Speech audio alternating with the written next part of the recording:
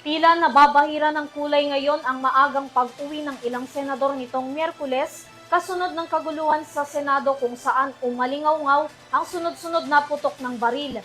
Pinalagan niya ni Senator Risa Hontiveros at binigyang diin na huwag idamay ang nasa minorya ngayon pati ang mga empleyado ng Senado sa nangyaring kaguluhan. Narito ang balita ni Crisa Lopez.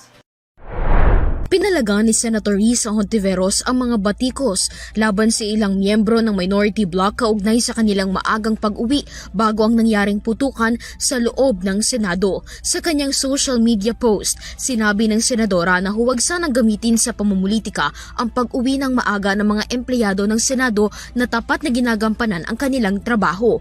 Ayon kay Hontiveros, natapos na ang sesyon kaya normal lamang na magsiuwian ang ilang empleyado at opisyal ng Senado. Anya, bumiyahe siya patungong probinsya para sa isang nakatakdang engagement. Gayon din ang iba pang senador ng minority bloc at kanilang mga staff. Mariin din niyang sinabi na iisa lamang ang nakikita niyang dahilan kung bakit pilit iniuugnay sa kanila ang nangyaring kaguluhan na nauwi sa palitan ng putukan.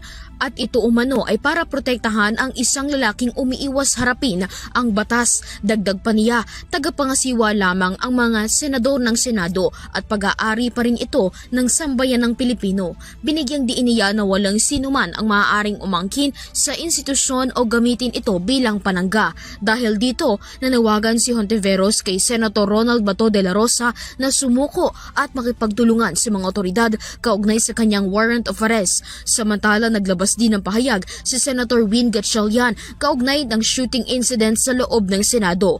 Mariin niyang kinundena ang karahasan sa loob ng bakura ng Senado. Hiniling din niya sa Department of the Interior and Local Government, Philippine National Police at Senado na magsagawa ng agarang investigasyon na may buong kredibilidad at transparency. Para sa EuroTV News, Crisa Lopez, sumasaludo sa bawat Pilipino.